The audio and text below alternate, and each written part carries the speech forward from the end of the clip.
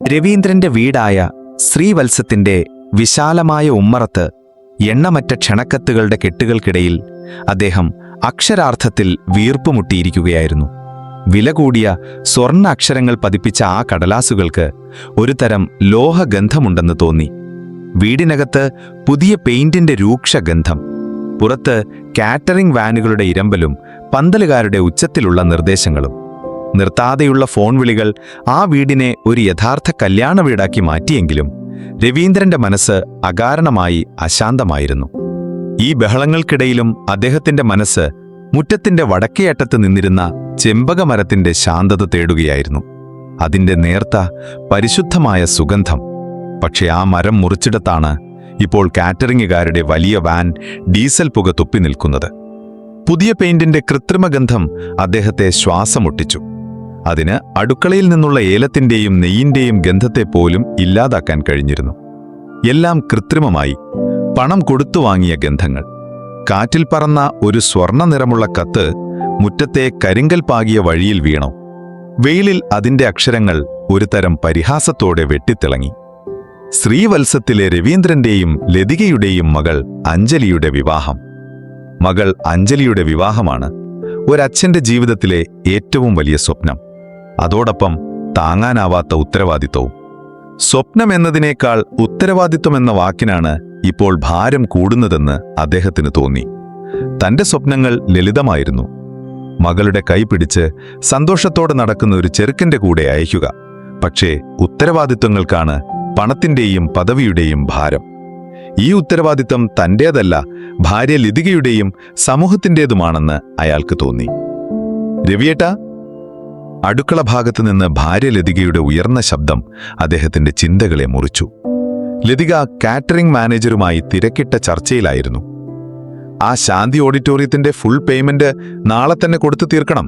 അവരിപ്പോ 3ാമത്തെ തവണയാ വിളിക്കുന്നത്. നമ്മൾ കുറച്ചാൽ അവർക്കത് കുറച്ചിലാവും. മാത്രമല്ല, അഡ്വാൻസ് കൊടുത്ത തുകയേക്കാൾ കൂടുതലാണ് ഒരു ദിവസത്തെ വാടക.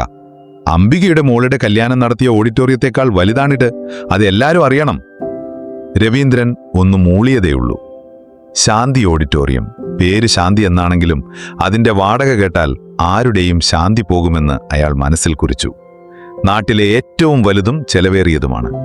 ഇത്രയും ആഡംബരം വേണമായിരുന്നോ ലതികെ എന്ന് തൊണ്ടയോളം വന്ന ചോദ്യം അദ്ദേഹം പതിവ് പോലെ വിഴുങ്ങി. ലതികയ്ക്ക് ഒരൊറ്റ ഉത്തരമേ ഉണ്ടാകൂ: നമ്മുടെ മോളുടേതാണ്. ജീവിതത്തിൽ ഒരിക്കലേ നടക്കൂ. നാട്ടുകാരുടെയും ബന്ധുക്കളുടെയും നടുവിൽ നമ്മൾ കുറഞ്ഞു പോകരുത്. 4 ആള് കൂടുന്നിടത്ത് നമ്മുടെ സ്റ്റാറ്റസ് എന്താണെന്ന് അവരറിയണം. ഇത് നമുക്ക് വേണ്ടിയല്ല, മോൾക്ക് വേണ്ടിയാണ്. സ്റ്റാറ്റസ്, അതായിരുന്നു ലതികയുടെ മതം. പണമുണ്ടായിട്ടും അതിങ്ങനെ ഒഴുക്കിക്കളയുന്നതിലെ അനൗചിത്യം അദ്ദേഹത്തെ അലട്ടി. പണം ഒരു ലക്ഷ്യമല്ല, ഒരു ഉപാധി മാത്രമായിരിക്കണമെന്ന് അദ്ദേഹം വിശ്വസിച്ചു. എന്നാൽ ലതികയ്ക്ക് അത് ലക്ഷ്യം തന്നെയായിരുന്നു. ഈ ഒഴുക്കിന്റെ അവസാനം താൻ ഒറ്റപ്പെടുമോ എന്ന് രവീന്ദ്രൻ ഭയന്നു. അപ്പോഴാണ് ഷാജി തന്റെ ടാക്സി കാറുമായി ഗേറ്റ് കടന്നു വന്നത്. വണ്ടി നിർത്തിയപ്പോൾ ഡീസൽ എഞ്ചിന്റെ മുരൾച്ച അല്പനേരം അവിടെ തങ്ങി നിന്നു. ആ മുരൾച്ച അവിടുത്തെ കൃത്രിമമായ ബഹളങ്ങൾക്കിടയിൽ കൂടുതൽ യാഥാർത്ഥ്യമുള്ളതായി തോന്നി. രവീന്ദ്രന്റെ അടുത്ത ബന്ധുവാണ് ഷാജി.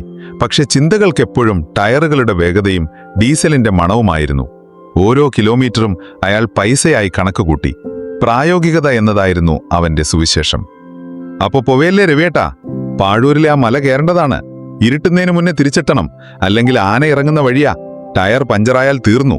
ഒരു ടയറിന് കുറഞ്ഞത് 4000 രൂപയാവും. വെറുതെ റിസ്ക് എടുക്കണ്ട. ഈ പോക്കിന് എനിക്ക് 300 രൂപയെങ്കിലും ഡീസലിന് മാത്രം വേണം. രവീന്ദ്രൻ അവസാനത്തെ കത്തുമെടുത്ത് കവറിലിട്ടു. മലയോര മേഖലയായ പാഴൂരിൽ തന്റെ പഴയ ഒരു സുഹൃത്തിനെ, മാധവനെ, ക്ഷണിക്കാൻ വേണ്ടിയുള്ള യാത്രയാണ്. ബിസിനസ് തിരക്കുകൾക്കിടയിൽ എന്നോ നഷ്ടപ്പെട്ടുപോയ സുഹൃത്തം. ഒരുമിച്ച് പുഴയിൽ കുളിച്ചും പന്ത് കളിച്ചും നടന്ന ബാല്യം. മാധവൻ ഇപ്പോൾ ഒരു ചെറിയ ചായക്കട നടത്തുന്നു. അവൻ ഈ ആഡംബരത്തിലേക്ക് വരാൻ സാധ്യതയില്ല എന്നറിയാം. എന്നാലും നേരിട്ടൊരു ക്ഷണം, അത് കടമയാണ്. അതിലുപരി ഈ കൃത്രിമത്തിൽ നിന്ന് 1 മണിക്കൂറെങ്കിലും മാറി നിൽക്കാൻ ഒരു കാരണം. അഞ്ജലി, അദ്ദേഹം അകത്തേക്ക് വിളിച്ചു. അച്ഛൻ പാഴൂർ വരെ പോയിട്ട് വരാം. കാറിൽ കയറുമ്പോൾ ഷാജി സ്റ്റിയറിംഗ് തിരിക്കുന്നതിനിടയിൽ ചോദിച്ചു, ഈ ഒറ്റ കത്ത് കൊടുക്കാൻ ഇത്ര പെട്രോൾ അടിച്ച് മല കയറണോ? ഏകദേശം 250 രൂപയുടെ ഡീസൽ വേണം പോയി വരാൻ. വല്ല പോസ്റ്റ് ഓഫീസിൽ സ്പീഡ് പോസ്റ്റായി അയച്ചാൽ പോരായിരുന്നോ? 10 രൂപയ്ക്ക് തീർന്നേനെ. അല്ലെങ്കിൽ വല്ല വാട്സാപ്പിൽ അയച്ചാൽ മതിയായിരുന്നു. ഒരു ചെലവുമില്ല.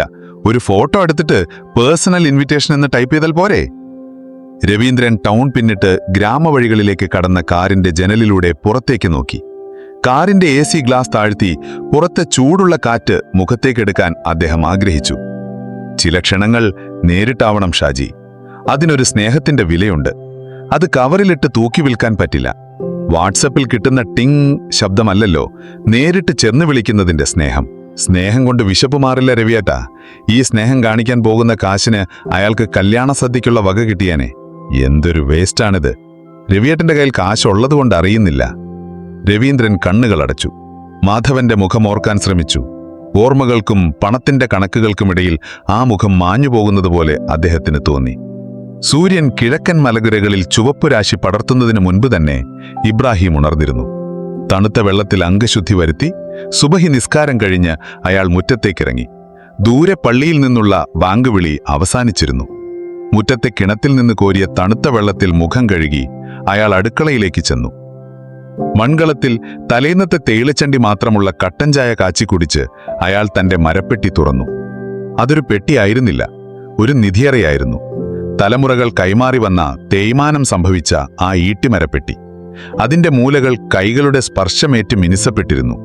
അതിനുള്ളിൽ അടുക്കിവെച്ച പഴയ പുസ്തകങ്ങൾ, ഒരു ഖുരാൻ പരിഭാഷ, വൈക്കം മുഹമ്മദ് ബഷീറിന്റെയും MTയുടെയും ചില നോവലുകൾ, പിന്നെ ചെറിയ സ്ഫടികക്കുപ്പികളിൽ നിറച്ച അത്തറുകൾ. ഓരോ കുപ്പിക്കും ഓരോ ലോകത്തിന്റെ മണമായിരുന്നു. മുല്ലപ്പൂവിന്റെ നിഷ്കളങ്കത, റോസിന്റെ പ്രണയം, മല്ലികയുടെ സാന്ത്വനം, പിന്നെ മഴ പെയ്ത മണ്ണിന്റെ ഗന്ധമുള്ള ഒരു പ്രത്യേക അത്തറും ഊതിന്റെ കനത്ത സുഗന്ധവും. 5 കന്മക്കളുടെ നിശ്വാസങ്ങൾ ആ ചെറിയ വീട്ടിന്റെ ഓലമേഞ്ഞ ചുമരുകളിൽ തങ്ങി നിന്നിരുന്നു. ദാരിദ്ര്യം ഒരു പുതപ്പ് പോലെ അവരെ മൂടിയിരുന്നെങ്കിലും ആ പുതക്കിനടിയിൽ പരസ്പരം പകുത്തു നൽകിയ സ്നേഹത്തിന്റെ ചൂടുണ്ടായിരുന്നു. വീട് ചെറുതായിരുന്നെങ്കിലും വൃത്തിഹീനമായിരുന്നില്ല. ചുമരുകളിൽ മക്കളുടെ പുസ്തകത്തിലെ താളുകൾ ഭംഗിയായി ഒട്ടിച്ചു വെച്ചിരുന്നു. മൂത്ത മകൾ സഫിയ കീറിയ ഉടുപ്പുകൾ തുന്നിച്ചേർക്കുന്നതിനിടയിൽ പറഞ്ഞു, ഉപ്പാ, ഇന്നീ വെയിലത്ത് അധികം അലയണ്ട. ഇന്നലെ വന്നപ്പോഴേ മുഖം വാടിയിട്ടുണ്ടായിരുന്നു. വല്ല തണലിലിരുന്നാൽ മതി. കടുക്കാങ്കുന്ന് കയറണ്ട. അവിടെയുള്ളവർ പുസ്തകം വാങ്ങുമെന്ന് തോന്നുന്നില്ല. ഉപ്പയുടെ കാലിലെ വിണ്ടുകീറൽ ഞാൻ കണ്ടു. അവൾക്ക് ഉപ്പയുടെ ചുമലിലെ തഴമ്പ് കാണാമായിരുന്നു. ഇബ്രാഹിം ചിരിച്ചു. 1000 സങ്കടങ്ങളെ മറച്ചുപിടിക്കാൻ കഴിവുള്ള ചിരിയായിരുന്നു അത്. സാരമല്ല മോളെ, റസിയയുടെ ഫീസ് അടയ്ക്കണ്ടേ? പരീക്ഷയല്ലേ വരുന്നത്. പടച്ചോൻ ഇന്നത്തേക്കുള്ള വക തരാതിരിക്കില്ല. നമ്മൾ നമ്മുടെ പങ്ക് ചെയ്താൽ മതി. ചെറിയ മകൾ റസിയ പുസ്തകവും മടക്കി പിടിച്ചു ഉറങ്ങുകയാണ്. ഉറക്കത്തിലും അവൾ കണക്കിലെ സൂത്രവാക്യങ്ങൾ പിറുപിറുത്തുകൊണ്ടിരുന്നു. പുസ്തകത്തിന്റെ താളിൽ അവളുടെ സ്വപ്നങ്ങൾ മയങ്ങിക്കിടന്നിരുന്നു. അവളുടെ വിദ്യാഭ്യാസമാണ് ഇബ്രാഹിമിന്റെ ഏറ്റവും വലിയ പ്രതീക്ഷ. മറ്റു 4 പേരും പഠിപ്പ് പാതിവഴിയിൽ നിർത്തിയെങ്കിലും റസിയയെ ഒരു ടീച്ചറാക്കണമെന്നായിരുന്നു അയാളുടെ സ്വപ്നം. ദാരിദ്ര്യം കൊണ്ട് മറ്റു 4 പേരുടെയും പഠനം മുടങ്ങിയത് അയാളുടെ മനസ്സിലൊരു നീട്ടലായിരുന്നു. റസിയയിലൂടെ അയാൾ ആ സ്വപ്നം തിരിച്ചുപിടിക്കാൻ ശ്രമിച്ചുകൊണ്ടിരുന്നു. പെട്ടി തോളിലേറ്റി അയാൾ പുറത്തേക്കിറങ്ങി. പടച്ചവന്റെ പരീക്ഷണങ്ങൾ ഏറ്റുവാങ്ങാൻ തയ്യാറായ ഒരു യോദ്ധാവിനെ പോലെ. അസ്സലാമു അലൈക്കും ഉപ്പ, 5 പേരും ഒന്നിച്ചു പറഞ്ഞു. വാ അലൈക്കും സലാം.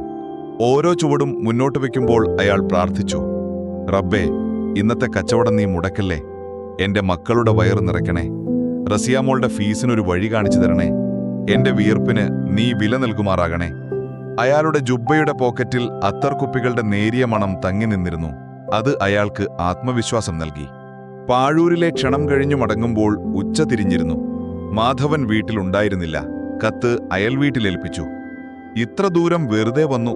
ഞാൻ അപ്പോഴേ പറഞ്ഞില്ലേ റിവിയേട്ട, 250 രൂപയുടെ ഡീസൽ വേസ്റ്റ്. ഷാജിയുടെ പിറുപിറുക്കൽ കൂടി.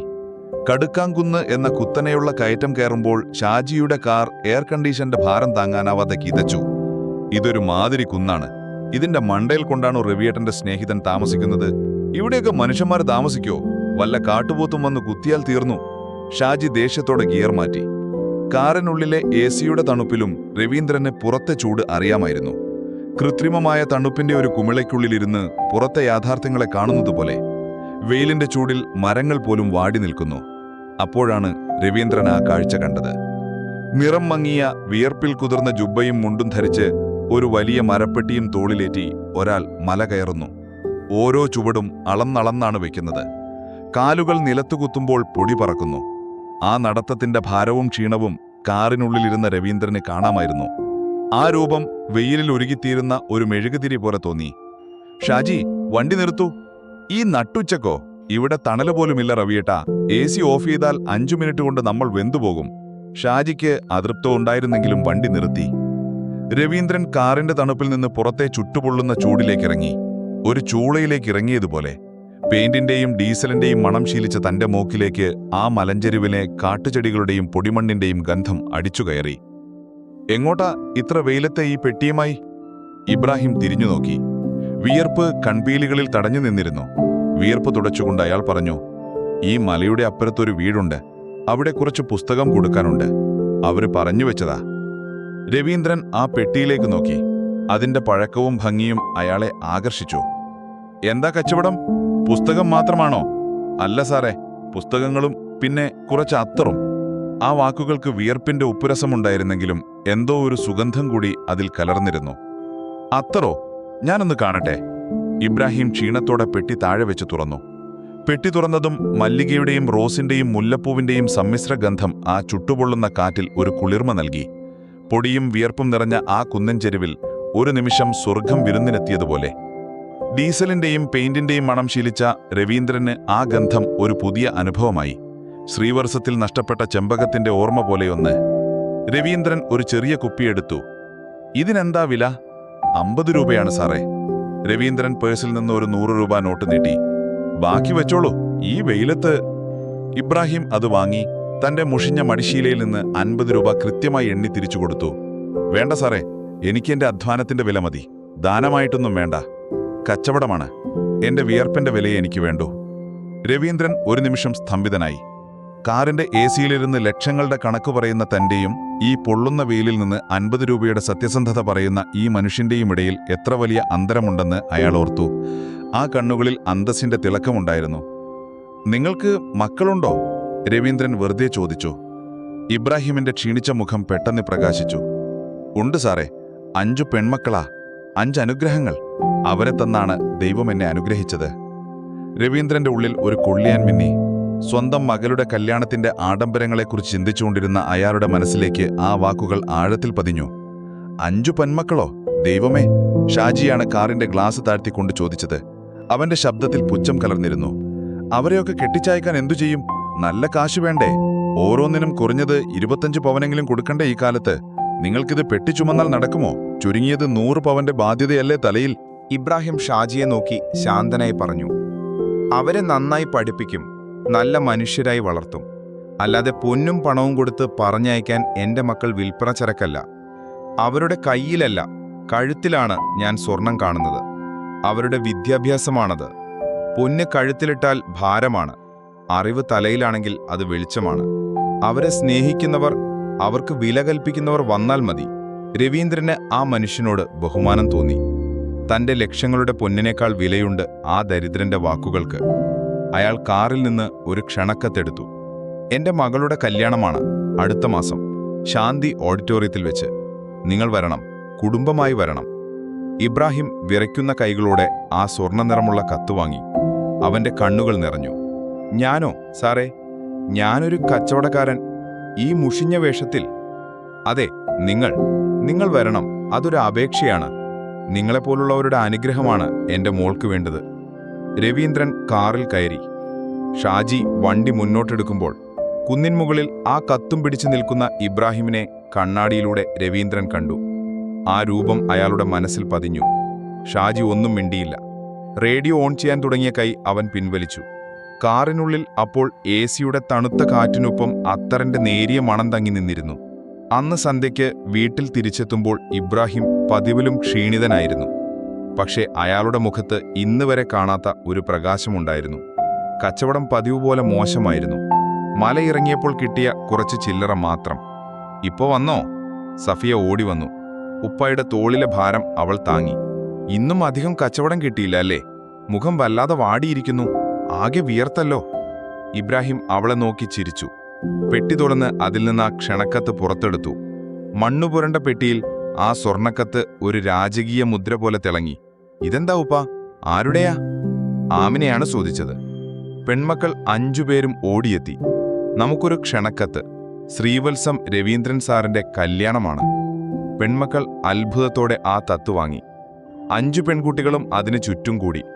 അതിലെ സ്വർണ്ണ അക്ഷരങ്ങളിൽ അവർ വിരലോടിച്ചു. ശാന്തി ഓഡിറ്റോറിയം എന്ന പേര് അവർ അത്ഭുതത്തോടെ വായിച്ചു. നമ്മളെയോ? ഉപ്പാനെ അറിയോ അവർക്ക്? റസിയയ്ക്ക് വിശ്വസിക്കാൻ കഴിഞ്ഞില്ല. ഇന്ന് കുന്നിൻ ചെരുവിൽ വെച്ച് കണ്ടതാ. വലിയ കാറിലൊക്കെ വന്നിട്ടും എന്നോട് നിലത്ത് നിന്ന് സംസാരിച്ചു. അത്തർ വാങ്ങി. എന്നെ ഒരു മനുഷ്യനായി കണ്ടു. ഇബ്രാഹിം അഭിമാനത്തോടെ പറഞ്ഞു.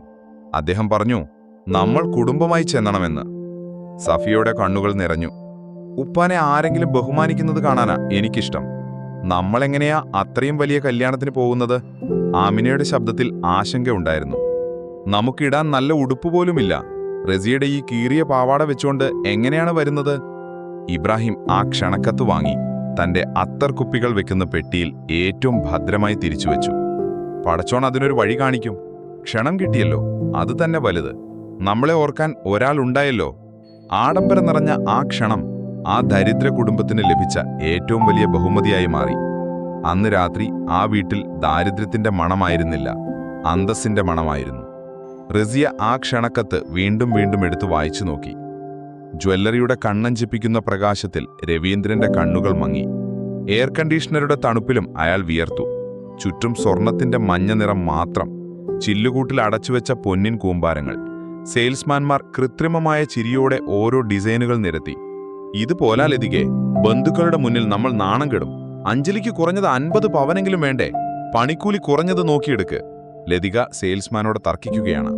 നിങ്ങളുടെ ഷോറൂമിലെ ഏറ്റവും മികച്ച, ഏറ്റവും ഭാരമുള്ള ഡിസൈൻ കാണിക്കൂ. പണമൊരു പ്രശ്നമല്ല. ഇത് രവീന്ദ്രന്റെ ഒരേ ഒരു മോളാണ്. അമ്മേ, എനിക്കിതൊന്നും വേണ്ട. ഒരു ചെറിയ മാല മതി. എനിക്ക് ഈ ഭാരം ചുമക്കാൻ വയ്യ. അഞ്ജലി പതിയെ പറഞ്ഞു. അവൾക്ക് സ്വർണ്ണത്തിലക്കത്തോടെ അലർജി ഉള്ളതുപോലെ തോന്നി.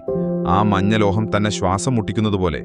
നീ മിണ്ടാതിരിക്കുമോളെ, ഇതൊക്കെ ഒരു ചടങ്ങല്ലേ, ജീവിതത്തിൽ ഒരിക്കലല്ലേ. നാളെ ഭർത്താവിന്റെ വീട്ടിൽ ചെല്ലുമ്പോൾ കുറഞ്ഞു പോകരുത്. ഈ സ്വർണമാണ് നിന്റെ വില. അവർ നിന്നെ ബഹുമാനിക്കുന്നത് ഇത് കണ്ടിട്ടാവും, ലതിക പറഞ്ഞു. രവീന്ദ്രൻ തന്റെ ചെറിയ നോട്ട്ബുക്കിൽ ചിലവുകൾ കൂട്ടിനോക്കി. ഓഡിറ്റോറിയം, സദ്യ, കാറ്ററിംഗ്, ഇപ്പോഴിതാ പൊന്ന്. പണം വെള്ളം പോലെ ഒഴുകിപ്പോവുകയാണ്. പണമുള്ളതുകൊണ്ട് അതൊരു പ്രശ്നമായിരുന്നില്ല. പക്ഷേ എന്തിനിങ്ങനെ അനാവശ്യമായി കാണിച്ചുകൂട്ടുന്നു എന്ന ചിന്ത അയാളെ അലട്ടി. അയാൾ അറിയാതെ ഇബ്രാഹിമിനെ ഓർത്തു. പെട്ടിയും ചുമന്ന് മല കയറുന്ന ആ രൂപം. 5 പെൺമക്കളാ. സ്ത്രീധനം കൊടുത്ത് പറഞ്ഞയക്കാൻ എന്റെ മക്കൾ വിൽപ്പനച്ചരക്കല്ല, അവരുടെ വിദ്യാഭ്യാസമാണ് സ്വർണം. ആ വാക്കുകളുടെ പ്രകാശത്തിനു മുന്നിൽ ഈ ജ്വല്ലറിയിലെ എല്ലാ സ്വർണവും മങ്ങിപ്പോകുന്നതായി രവീന്ദ്രന് തോന്നി. പൊന്നിന്റെ ഭാരം കഴുത്തിലണിയുന്ന മകളേക്കാൾ അത് നൽകുന്ന അച്ഛന്റെ തോളിലാണ് കൂടുതലെന്ന് അയാൾ തിരിച്ചറിഞ്ഞു. ഈ സ്വർണ്ണക്കടയിൽ താനൊരച്ഛനല്ല, വെറുമൊരു ഉപഭോക്താവ് മാത്രമാണെന്ന് അയാൾക്ക് തോന്നി. സെയിൽസ്മാൻ നീട്ടിയ 10 പവന്റെ നെക്ലേസ് വാങ്ങി നോക്കുമ്പോൾ അതിന് ഇബ്രാഹിമിന്റെ അത്തർ കുപ്പിയേക്കാൾ ഭാരം കുറവാണെന്ന് അയാൾക്ക് തോന്നി. അന്ന് ഇബ്രാഹിമിന്റെ വീട്ടിൽ അല്പം തിരക്കുണ്ടായിരുന്നു. രണ്ടാമത്തെ മകൾ ആമിനയെ പെണ്ണുകാണാൻ ചിലർ വരുന്നു. വീട് അടിച്ചു വൃത്തിയാക്കി. സഫിയ എങ്ങുനിന്നോ കടം വാങ്ങിയ പണം കൊണ്ട് കുറച്ച് പലഹാരങ്ങൾ ഉണ്ടാക്കിവെച്ചു. കടം വാങ്ങിയ പ്ലേറ്റുകളിലാണ് അത് നിരത്തിയത്. ആമിനയെ ഏറ്റവും നല്ല അല്പം നിറം മങ്ങിയ ചുരിദാർ ധരിപ്പിച്ചു. ചെക്കനും വീട്ടുകാരും വന്നു. അവർക്ക് ആമിനയെ ഒറ്റനോട്ടത്തിൽ ഇഷ്ടമായി. സംസാരത്തിനിടയിൽ ചെക്കന്റെ അമ്മാവൻ പതുക്കെ വിഷയം മാറ്റി. അയാളുടെ നോട്ടം വീടിന്റെ ഓലമേഞ്ഞ മേൽക്കൂരയിലായിരുന്നു. ഇബ്രാഹിം കാക്ക, കാര്യങ്ങളൊക്കെ നമുക്കിഷ്ടമായി. പെൺകുട്ടി സുന്ദരിയാണ്, നല്ല പെരുമാറ്റം. എന്നാലും ചോദിക്കാതെ വയ്യല്ലോ. പെൺകുട്ടിക്ക് എന്തു കൊടുക്കും? പയ്യന് സ്ഥിരമായൊരു ജോലി ആയിട്ടില്ല. അവർക്കൊരു ജീവിതം തുടങ്ങണ്ടേ? ഒരു ചെറിയ വീട് വെക്കണം, ഒരു ബൈക്ക് വാങ്ങണം. അതിനൊക്കെ ഒരു താങ്ങു വേണ്ടേ? കുറഞ്ഞതൊരു 5 ലക്ഷം രൂപയും 10 പവനും ഇല്ലാതെ ഈ കാലത്ത് എങ്ങനെയാ? ഇബ്രാഹിമിന്റെ മുഖം വിളറി. അയാൾ ഒരു നിമിഷം നിശബ്ദനായി. പിന്നെ ശാന്തനായി പറഞ്ഞു, എന്റെ മകളെ സ്നേഹിച്ചു കൊണ്ടുപോകാൻ വരുന്നവർക്ക് സ്ത്രീധനമൊരു വിഷയമാകരുത്. അവൾക്ക് കൊടുക്കാൻ നല്ല വിദ്യാഭ്യാസവും സ്വഭാവമേ എന്റെ കയ്യിലുള്ളൂ. എന്റെ മക്കളെ ഞാൻ വിൽക്കാൻ വെച്ചിട്ടില്ല. അവർ പരസ്പരം നോക്കി. അപ്പോഴാണ് അതുവരെ മിണ്ടാതിരുന്ന ആമിന ഇടപെട്ടത്. ഒരു ജീവിതം തുടങ്ങാൻ എന്റെ അച്ഛന്റെ കയ്യിലെ പണം വേണമെങ്കിൽ നിങ്ങൾക്ക് എന്നെ വേണ്ട. ചോദിച്ചു വാങ്ങാൻ ഞാനൊരു വസ്തുവല്ല. എന്നേക്കാൾ വലുതാണ് നിങ്ങൾക്ക് പണമെങ്കിൽ ആ പണത്തെ പോയി കെട്ടിക്കോളൂ. അവളുടെ ശബ്ദം ഉയർന്നിരുന്നു. അതിൽ അപമാനത്തിന്റെ കനലുണ്ടായിരുന്നു. വീട്ടിൽ അസുഖകരമായ ഒരു നിശബ്ദത പരന്നു. വന്നവർ വേഗം ചായ കുടിച്ചെഴുന്നേറ്റു. ഞങ്ങൾ പിന്നെ അറിയിക്കാം. ആ പോക്കിൽ വരവില്ലെന്ന് എല്ലാവർക്കും അറിയാം. അവർ പടിയിറങ്ങിയപ്പോൾ ഇബ്രാഹിം ആമിനയുടെ തലയിൽ തലോടി. സാരമില്ല മോളെ, നമ്മുടെ അന്തസ് പണയം വെച്ച് ഇവിടെ ഒന്നും നടക്കില്ല. നീ പറഞ്ഞതാണ് ശരി. നിനക്ക് വിധിച്ച ഒരാൾ വരും. നിന്റെ ഈ ഗുണത്തെ സ്നേഹിക്കുന്ന ഒരാൾ വരും. ആമിന അച്ഛനെ കെട്ടിപ്പിടിച്ചു കരഞ്ഞു. വാങ്ങിവെച്ച പലഹാരങ്ങൾ ആരും തൊടാതെ മേശപ്പുറത്തിരുന്നു. ആ വീട് വീണ്ടും നിശബ്ദതയിലാണ്ടു. സഫിയ അടുക്കളയിൽ കടം വാങ്ങിയ പാത്രങ്ങൾ കഴുകുന്ന ശബ്ദം മാത്രം പുറത്തു കേട്ടു. രാത്രി മുറിയിൽ അഞ്ജലി കല്യാണത്തിനായി വാങ്ങിയ വില കൂടിയ സാരികൾ മടക്കി വയ്ക്കുകയായിരുന്നു. മുറി മുഴുവൻ പട്ടിന്റെയും പുതിയ തുണിയുടെയും ഗന്ധം. എങ്ങും സമ്മാനപ്പൊതികൾ. രവീന്ദ്രൻ അവളുടെ അടുത്തു വന്നിരുന്നു. അച്ഛനെന്താ കുറച്ചു ദിവസമായി വല്ലാത്തൊരാലോചനയിൽ? ബിസിനസ് എന്തെങ്കിലും പ്രശ്നമാണോ? അഞ്ജലി ചോദിച്ചു. രവീന്ദ്രൻ ചിരിച്ചു. ഒന്നുമില്ല മോളെ, ഈ ചിലവുകളൊക്കെ കാണുമ്പോൾ ഇതിന്റെയൊക്കെ വല്ല ആവശ്യവുമുണ്ടോ എന്ന് തോന്നിപ്പോകുന്നു. നമ്മൾ ആരെയാണിതെല്ലാം കാണിക്കുന്നത്? ജ്വല്ലറിയിൽ വെച്ച് നിന്റെ മുഖം വാടിയിരിക്കുന്നത് ഞാൻ കണ്ടിരുന്നു. അച്ഛാ, എനിക്ക് ഇത്രയും ആഡംബരം വേണ്ടെന്ന് ഞാൻ പലവട്ടം പറഞ്ഞതല്ലേ. അച്ഛനിതൊന്നും ഇഷ്ടമല്ലെന്ന് എനിക്കറിയില്ലേ. അമ്മയോടും ബന്ധുക്കളോടും പേടിച്ചിട്ടല്ലേ അച്ഛൻ സമ്മതിക്കുന്നത്? അഞ്ജലി അച്ഛന്റെ കയ്യിൽ പിടിച്ചു. രവീന്ദ്രൻ മകളെ സ്നേഹത്തോടെ നോക്കി. പക്വതയോടെ സംസാരിക്കുന്ന മകളെ അയാൾക്കെന്നും ബഹുമാനമായിരുന്നു. ഞാനൊരു കാര്യം പറയട്ടെ. രവീന്ദ്രൻ പാഴൂരിൽ വെച്ച് കണ്ട ഇബ്രാഹിമിനെക്കുറിച്ചും അദ്ദേഹത്തിന്റെ 5 പെൺമക്കളെക്കുറിച്ചും പറഞ്ഞു. സ്ത്രീധനത്തെക്കുറിച്ചുള്ള ആ അച്ഛന്റെ ഉറച്ച വാക്കുകൾ വിവരിച്ചു. 50 രൂപയുടെ സത്യസന്ധതയെക്കുറിച്ച് പറഞ്ഞു. അഞ്ജലി എല്ലാം ശ്രദ്ധയോടെ കേട്ടു. അവളുടെ കണ്ണുകളിലും ആ അച്ഛനോട് ബഹുമാനം നിറഞ്ഞു. ആ, ഇബ്രാഹിം കാക്കെ എനിക്കും പരിചയപ്പെടണം വച്ചാ. അങ്ങനെയുള്ളവരാണ് നമ്മുടെ കല്യാണത്തിന് വരേണ്ടത്. വെറും പണവും പത്രാസും കാണിക്കാൻ വരുന്നവരല്ല. അവരുടെ അനുഗ്രഹത്തിനാണ് വിലയുള്ളത്. അമ്മയോട് വഴക്കിട്ടിട്ടാണെങ്കിലും അച്ഛൻ അവരെ ക്ഷണിച്ചത് നന്നായി. രവീന്ദ്രൻ മകളുടെ കയ്യിൽ പിടിച്ചു. അദ്ദേഹം വരുമായിരിക്കും. അദ്ദേഹം വരണം. അതെന്റെ ആവശ്യമാണ്. ഈ ആഡംബരങ്ങൾക്കിടയിൽ സത്യസന്ധമായ ഒന്നിന്റെ സാന്നിധ്യമെങ്കിലും ഉണ്ടാകട്ടെ. അല്ലെങ്കിൽ നമ്മൾ ശരിക്കും തോറ്റുപോകുമോളെ. കല്യാണ ദിവസം അടുത്തു. ഇബ്രാഹിമിന്റെ മനസ്സിൽ ഒരു സംഘർഷം നടക്കുകയായിരുന്നു. സഫിയ, നമ്മളെങ്ങനെയാ ആ കല്യാണത്തിന് പോണത്?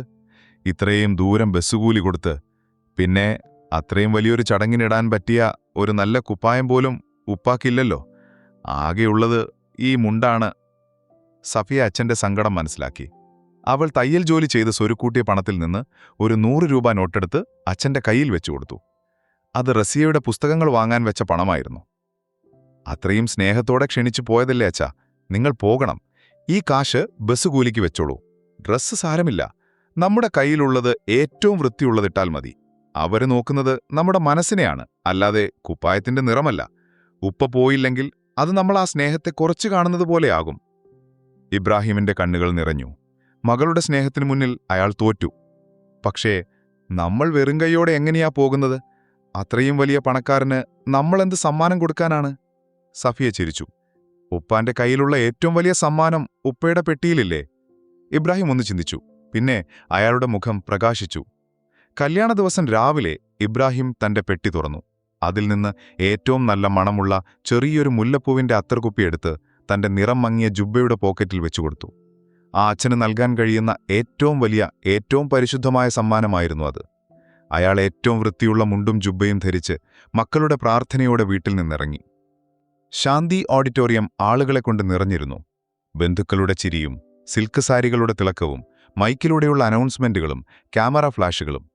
രവീന്ദ്രൻ ചുവന്ന പരവതാനി വിരിച്ച കവാടത്തിൽ നിന്ന് കൈകൂപ്പി അതിഥികളെ സ്വീകരിക്കുകയായിരുന്നു. ലതിക അമൂല്യമായ പട്ടുസാരിയും ആഭരണങ്ങളുമായി ഒരു രാജ്ഞിയെപ്പോലെ തിളങ്ങി നിന്നു. എല്ലാ തിരക്കിനുമിടയിലും രവീന്ദ്രന്റെ കണ്ണുകൾ പുറത്തേക്ക് നീണ്ടു. ആൾക്കൂട്ടത്തിനിടയിൽ നിറം മങ്ങിയ ജുബ്ബയണിഞ്ഞ രൂപത്തെ അയാൾ തിരഞ്ഞു. ഇബ്രാഹിം വരുമോ? ഓരോ മുഷിഞ്ഞ വസ്ത്രം ധരിച്ച ആളുകളെ കാണുമ്പോഴും അയാൾ പ്രതീക്ഷയോടെ നോക്കി. പക്ഷെ അവരെല്ലാം കാറ്ററിംഗ് ജോലിക്കാരോ മറ്റു തൊഴിലാളികളുമായിരുന്നു. മുഹൂർത്തമായി. അഞ്ജലിയുടെ കഴുത്തിൽ താലി വീണു. നാദസ്വരത്തിന്റെ ശബ്ദം ഉച്ചത്തിലായി. എല്ലാവരും എഴുന്നേറ്റ് നിന്ന് കൈയടിച്ചു. രവീന്ദ്രൻ കൈകൂപ്പിയെങ്കിലും അയാളുടെ മനസ്സ് വാതിൽക്കലായിരുന്നു. സദ്യഹാളിലേക്ക് ആളുകൾ നീങ്ങിത്തുടങ്ങി. രവീന്ദ്രന്റെ മനസ്സിൽ ഒരു ചെറിയ നിരാശ പടർന്നു. ഇബ്രാഹിം വന്നിട്ടില്ല. അദ്ദേഹം വരാതിരുന്നത് നന്നായി. മനസ്സിന്റെ ഒരു കോണിൽ ആരോ പറയുന്നത് പോലെ തോന്നി. ഈ ആഡംബരങ്ങൾക്കിടയിൽ, ഈ പണത്തിന്റെ പ്രകടനത്തിനിടയിൽ ആ പാവം മനുഷ്യൻ ഒറ്റപ്പെട്ടു പോയേനെ. ഒരുപക്ഷെ ഈ പകിട്ട് കണ്ട് അയാൾ അകത്തേക്ക് കയറാതെ മടങ്ങിപ്പോയിരിക്കാം. ഈ ചിന്ത രവീന്ദ്രനെ കൂടുതൽ അസ്വസ്ഥനാക്കി. താൻ അയാളെ വീണ്ടും അപമാനിക്കുകയായിരുന്നോ? ശ്രീവത്സത്തിലെ വീട്ടിലായിരുന്നു അടുത്ത ബന്ധുക്കൾക്കായുള്ള സദ്യയുടെ ബാക്കിയൊരുക്കങ്ങൾ. ഓഡിറ്റോറിയത്തിലെ തിരക്ക് കഴിഞ്ഞ് രവീന്ദ്രനും കുടുംബവും വീട്ടിലെത്തി. വീടിനോട് ചേർന്നൊരുക്കിയ പന്തലിൽ ആളുകൾ ഇലയിട്ട് സദ്യ കഴിക്കുന്നു. രവീന്ദ്രൻ എല്ലാവർക്കും ഭക്ഷണം കിട്ടുന്നുണ്ടോ എന്ന് നോക്കി നടക്കുന്നതിനിടയിലാണ് പന്തലിന്റെ ഏറ്റവും അറ്റത്ത് ആളൊഴിഞ്ഞ ഒരു കോണിൽ തൂണിനോട് ചേർന്ന ആ രൂപത്തെ കണ്ടത്. ഇബ്രാഹിം. അയാൾ ആരെയും ശല്യപ്പെടുത്താതെ ഒരിലയുടെ മുന്നിൽ നിശബ്ദനായിരിക്കുന്നു. ചുറ്റുമുള്ള ബഹളങ്ങളൊന്നും അയാളെ ബാധിക്കുന്നില്ലെന്ന് തോന്നി. അയാൾ സദ്യ കഴിക്കുന്നുണ്ടായിരുന്നില്ല, വെറുതെ ഇരിക്കുകയായിരുന്നു, ആൾക്കൂട്ടത്തിൽ ഒരു അപരിചിതനെ പോലെ. രവീന്ദ്രന്റെ ഹൃദയം നിറഞ്ഞു. അയാൾ വേഗത്തിൽ അങ്ങോട്ട് നടന്നു. ഇബ്രാഹിം കാക്ക, എപ്പോഴാ വന്നത്? എന്താ ഇവിടെ വന്നിരിക്കുന്നത്? ഞാൻ ഓഡിറ്റോറിയത്തിൽ ഒരുപാട് നോക്കി. ഇബ്രാഹിം പെട്ടെന്ന് എഴുന്നേറ്റു. സാറേ, ഞാൻ ഓഡിറ്റോറിയത്തിൽ വന്നിരുന്നു, പക്ഷേ വലിയ തിരക്ക്. ഗേറ്റിൽ തന്നെ എന്നെ തടഞ്ഞു. കത്ത് കാണിച്ചപ്പോൾ അകത്തേക്ക് വിട്ടു. പക്ഷേ സാറിനെ ബുദ്ധിമുട്ടിക്കണ്ട എന്ന് കരുതി ഞാൻ ആൾക്കൂട്ടത്തിൽ മോളെ കണ്ട് പ്രാർത്ഥിച്ച് ഇങ്ങോട്ട് പോന്നു. ഇവിടെ ഒരു സൈഡിൽ ഇരിക്കാമെന്ന് കരുതി. രവീന്ദ്രൻ അയാളുടെ കയ്യിൽ പിടിച്ചു. ആ കൈകൾ വിയർത്തിരുന്നു. നിങ്ങളെന്റെ അതിഥിയാണ്. എല്ലാവരെ പോലെയാണെന്ന് നിങ്ങൾ കരുതിയോ? വരൂ. അയാൾ ഇബ്രാഹിമിനെ പന്തലിന്റെ നടുവിലുള്ള തന്റെ അടുത്ത ബന്ധുക്കളിരിക്കുന്ന മേശക്കരികിൽ കൊണ്ടിരുത്തി. ഷാജി, രവീന്ദ്രൻ ഉറക്കെ വിളിച്ചു. ഷാജി ഓടി വന്നു. എന്താ രവിയേട്ടാ? ഇദ്ദേഹം എന്റെ വിശിഷ്ടാതിഥിയാണ്. ഇദ്ദേഹത്തിന് സദ്യ വിളമ്പണം. ഒന്നിനും ഒരു കുറവും വരുത്തരുത്. ഞാൻ വരുന്നതുവരെ നീ ഇവിടെ തന്നെ നിൽക്കണം. ഷാജി ആ പാവം മനുഷ്യനെ ഒന്നടിമുടി നോക്കി. അവന്റെ മുഖത്ത് ആദ്യം ഒരു പുച്ഛം മിന്നിമറിഞ്ഞു. പക്ഷേ രവീന്ദ്രന്റെ ഗൗരവവും ആത്മാർത്ഥതയും കണ്ടപ്പോൾ അവൻ വേഗം ഇലയിട്ട് വെള്ളം തെളിച്ചു. എല്ലാം വിളമ്പിക്കോളൂ, പപ്പടം 2 എണ്ണം വെച്ചോളൂ, ഷാജി വിളമ്പികാരോട് പറഞ്ഞു. ഇബ്രാഹിം ആ സ്നേഹത്തിനും ബഹുമാനത്തിനും മുന്നിൽ എന്ത് ചെയ്യണമെന്നറിയാതെയിരുന്നു. ഭക്ഷണം കഴിഞ്ഞ് ഇബ്രാഹിം യാത്ര പറയാനായി രവീന്ദ്രന്റെ അടുത്തു വന്നു. സാറേ, ഞാൻ ഇറങ്ങട്ടെ? ഇരുട്ടുന്നതിന് മുൻപ് മല കയറണം. ഒരുപാട് ദൂരം പോകാനുള്ളതാണ്. അങ്ങനെ വെറും കൈയോടെ പോകാൻ പറ്റില്ലല്ലോ. രവീന്ദ്രൻ അകത്തുപോയി ഒരു വലിയ പൊതിയുമായി വന്നു. ഇത് മക്കൾക്ക് കൊടുക്കണം, വീട്ടിലെ സദ്യയാണ്. ഷാജിയോടെ കാറെടുക്കാൻ പറഞ്ഞു. ഇബ്രാഹിം കാക്കയെ ബസ് സ്റ്റോപ്പിലല്ല, മലയുടെ അടുത്തുവരെ കൊണ്ടുപോയി വിട്ടിട്ട് വാ. കടുക്കാംകുന്ന് കയറാൻ നേരം ഇരുട്ടരുത്. കാറിനടുത്തേക്ക് നടക്കുമ്പോൾ ഇബ്രാഹിം ഒന്ന് മടിച്ചു നിന്നു. ചുറ്റും നോക്കി. ആരും ശ്രദ്ധിക്കുന്നില്ലെന്ന് ഉറപ്പുവരുത്തി വിറയ്ക്കുന്ന കൈകളോടെ പോക്കറ്റിൽ നിന്ന് ആ ചെറിയ അത്തർകുപ്പി പുറത്തെടുത്തു. സാറേ, എന്റെ വക മോൾക്കൊരു ചെറിയ സമ്മാനം. വലുതായിട്ടൊന്നും തരാൻ എന്റെ കയ്യിലില്ല. ഇത് മുല്ലപ്പൂവിന്റെ അത്തറാണ്. ഞാൻ തന്നെ ഉണ്ടാക്കിയതാ. എന്റെ മോടെപ്പോലെ കരുതി. രവീന്ദ്രൻ ആ കുപ്പി വാങ്ങി. അയാളുടെ കണ്ണുകൾ നിറഞ്ഞു. ലക്ഷങ്ങൾ വിലമതിക്കുന്ന സമ്മാനങ്ങൾ സ്വീകരിച്ച ആ കൈകളിൽ ആ ചെറിയ കുപ്പി ഒരു അമൂല്യ നിധി പോലെ ഭാരമുള്ളതായി തോന്നി. ലോകത്തിലെ ഏറ്റവും വിലപിടിപ്പുള്ള വസ്തുവാണ് തന്റെ കയ്യിലിരിക്കുന്നതെന്ന് അയാൾക്കു തോന്നി. ഇബ്രാഹിം കാക്ക, രവീന്ദ്രന്റെ ശബ്ദമിടറി. എന്റെ മോൾക്ക് കിട്ടാവുന്നതിൽ വെച്ച് ഏറ്റവും അമൂല്യമായ സമ്മാനമാണിത്. ഇതിന്റെ വില കൊടുക്കാൻ ഈ രവീന്ദ്രന് കഴിയില്ല. ഇത് വെറും അത്തരല്ല, നിങ്ങളുടെ സ്നേഹവും അന്തസ്സുമാണ്. ഇബ്രാഹിം ചിരിച്ചു. അല്ലാഹു അനുഗ്രഹിക്കട്ടെ സാറേ. അയാൾ കാറിൽ കയറി. ഷാജി ഒന്നും മിണ്ടാതെ നിറകണ്ണുകളോടെ കാർ സ്റ്റാർട്ട് ചെയ്തു. ഒരു പാവം മനുഷ്യന്റെ അന്തസ്സിനു മുന്നിൽ തന്റെ എല്ലാ പ്രായോഗിക ചിന്തകളും അലിഞ്ഞില്ലാതാകുന്നത് ഷാജി അറിയുന്നുണ്ടായിരുന്നു. 250 രൂപയുടെ ഡീസലിനേക്കാൾ വിലയുണ്ട് ആ മനുഷ്യന്റെ വാക്കുകൾക്കെന്ന് അവൻ ആദ്യമായി തിരിച്ചറിഞ്ഞു. രവീന്ദ്രൻ വീടിനകത്തേക്ക് വന്നു. അഞ്ജലി ക്ഷീണിച്ച് ഒരു കസേരയിലിരിക്കുകയായിരുന്നു. മുറിയിൽ വില കൂടിയ പെർഫ്യൂമുകളുടെയും വാടിയ പൂക്കളുടെയും ഹോമപ്പുകയുടെയും സമ്മിശ്ര ഗന്ധം തങ്ങി നിന്നിരുന്നു. ഒരു വലിയ ആഘോഷം കഴിഞ്ഞതിന്റെ ശൂന്യത. അയാൾ മകളുടെ അരികിൽ ചെന്ന് ആ ചെറിയ അത്തർകുപ്പി അവളുടെ കയ്യിൽ വെച്ചുകൊടുത്തു. ഇതെന്താ അച്ഛാ? എന്തു ഭംഗിയാ ഇത് കാണാൻ. ഇതൊരു അനുഗ്രഹമാണ്. ഞാൻ പറഞ്ഞില്ലേ ഒരു ഇബ്രാഹിം കാക്കയുടെ കാര്യം? അദ്ദേഹം തന്നതാണ്. അഞ്ജലി ആ കുപ്പി വാങ്ങി. അവൾ അത് തുറന്നു. മുല്ലപ്പൂവിന്റെ പരിശുദ്ധമായ മണം ആ മുറിയിൽ നിറഞ്ഞു. കല്യാണസദ്യയുടെയും വില കൂടിയ പെർഫ്യൂമുകളുടെയും മണത്തെയെല്ലാം അതിജീവിച്ച് ആ ചെറിയ അത്തർകുപ്പിയുടെ ശുദ്ധമായ മണം അവിടെ തങ്ങി നിന്നു. അതാ മുറിയിലെ ഭാരമുള്ള അന്തരീക്ഷത്തെ ശുദ്ധീകരിക്കുന്നതുപോലെ തോന്നി. അഞ്ജലി ആ കുപ്പി നെഞ്ചോട് ചേർത്തു പിടിച്ചു. ഇതാണച്ഛാ എനിക്ക് കിട്ടിയ ഏറ്റവും വലിയ കല്യാണ സമ്മാനം. ഇതാണ് യഥാർത്ഥ അനുഗ്രഹം. ലക്ഷങ്ങൾ വിലമതിക്കുന്ന സമ്മാനങ്ങളെക്കാൾ എനിക്കിഷ്ടമായതിതാണ്. അവൾ അതിന്റെ ഒരു തുള്ളിയെടുത്ത് തന്റെ കൈത്തണ്ടയിൽ പുരട്ടി. രവീന്ദ്രൻ മകളുടെ തലയിൽ തലോടി. ദൂരെ എവിടെയോ ഇബ്രാഹിം ഷാജിയുടെ കാറിൽ നിന്നിറങ്ങി സദ്യപ്പൊതിയുമായി തന്റെ 5 മക്കളുടെ അടുത്തേക്ക് മല കയറുകയായിരുന്നു. മാസങ്ങൾ കഴിഞ്ഞു. അഞ്ജലിയുടെ വിവാഹം കഴിഞ്ഞ് അവൾ ഭർത്താവിന്റെ വീട്ടിൽ സന്തോഷമായിരിക്കുന്നു. ഒരു ദിവസം രവീന്ദ്രൻ കാറുമായി കടുക്കാംകുന്ന് കയറി. ഒരുപാട് അന്വേഷിച്ച് അയാൾ ഇബ്രാഹിമിന്റെ ചെറിയ വീട് കണ്ടെത്തി. ഇബ്രാഹിം തന്റെ പെൺകുട്ടികൾക്കൊപ്പം ഉമ്മറത്തിരിപ്പുണ്ടായിരുന്നു. ഇളയ മകൾ റസിയായെ എന്തോ പഠിപ്പിക്കുകയായിരുന്നു. രവീന്ദ്രനെ കണ്ടതും അയാൾ അത്ഭുതത്തോടെ എഴുന്നേറ്റു നിന്നു. രവീന്ദ്രൻ ചിരിച്ചുകൊണ്ട് കാറിന്റെ ഡിക്കി തുറന്നു. അതിൽ നിറയെ പുസ്തകങ്ങളായിരുന്നു. ഇത് സാഹിത്യമാണ്, ഇത് ചരിത്രമാണ്, ഇത് റസിയമോൾക്ക് പഠിക്കാനുള്ള ഗൈഡുകൾ. ഇനി ഇവളുടെ പഠിത്തം മുടങ്ങരുത്. പെൺകുട്ടികൾ ആവേശത്തോടെ ആ പുസ്തകങ്ങൾ വാങ്ങി. ഇതൊന്നും വേണ്ടായിരുന്നു സാറേ, ഇതിന്റെ ഒന്നും ആവശ്യമില്ലായിരുന്നു. ഇബ്രാഹിം കൈകൂപ്പി. ഇതൊരു സഹായമല്ല ഇബ്രാഹിം കാക്ക, ഇതൊരു പങ്കുവയ്ക്കലാണ്. രവീന്ദ്രൻ ഇബ്രാഹിമിന്റെ തോളിൽ കൈയിട്ടു. ഇതൊരു പങ്കുവയ്ക്കലാണ്. റസിയുടെ പഠിപ്പിന്റെ ചിലവിനി ഞാൻ നോക്കിക്കോളാം. അതിനെ നിങ്ങൾ എതിർക്കരുത്. ഒരു സഹോദരൻ ചെയ്യുന്ന സഹായമായി കരുതിയാൽ മതി. അന്ന് നിങ്ങൾ തന്ന ആ സമ്മാനത്തിന് പകരമായിട്ടല്ല. അതിനു പകരമൊന്നും തരാൻ എനിക്കാവില്ല. ഇതെന്റെ മകളുടെ സന്തോഷത്തിനു വേണ്ടിയാണ്. ഇബ്രാഹിമിന് വാക്കുകൾ കിട്ടിയില്ല. അയാൾ രവീന്ദ്രന്റെ കയ്യിൽ മുറുകെ പിടിച്ചു. അന്നാ ചെറിയ വീട്ടിൽ നിന്ന് മടങ്ങുമ്പോൾ രവീന്ദ്രന്റെ കാറിൽ പുത്തൻ പുസ്തകങ്ങളുടെ ഗന്ധമായിരുന്നില്ല, മറിച്ച് സ്നേഹത്തിന്റെയും അന്തസ്സിന്റെയും അത്തറിന്റെ മണമായിരുന്നു.